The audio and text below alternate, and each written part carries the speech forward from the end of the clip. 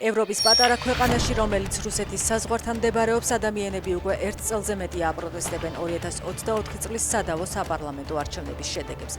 ამერიკული გამოცემა Fox News-ი საქართველოში მიმდინარე საპროტესტო აქციებს ვრცელ სტატიას უძღვნის. დღეს კი უწყვეტი პროტესტის 416 დღე და შაბათის ტრადიციული მარშია ფილარმონიიდან რუსთაველის გამზირისკენ მსვლელობა იმართება.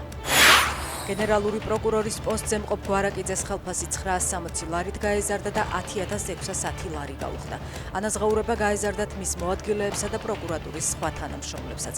ხელფასთან ერთად ისინი ყოველთვიურად მიიღებენ ნამსახურების დანამატს და წოდებებისთვის დადგენილ სარგოსაც.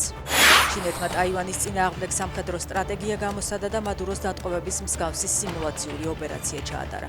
იაპონური მედია წერს, რომ პეკინმა მსგავსი მიდგომა შესაძლოა ტაივანის ხელმძღვანელობაზე სამომავლო თავდასხმის დროს გამოიყენოს. გამოცემის ცნობით, ჩინეთის სახელმწიფო ტელევიზიამ ძალის დემონსტრირებისთვის სიმულაციური სპეცოპერაციის კადრებიც გაავრცელა.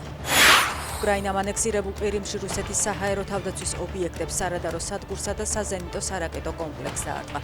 გენშტაბის ცნობით, იერიშები მიიტანეს რუსული დრონების საწყობზე ოკუპირებულ დონეცკშიც.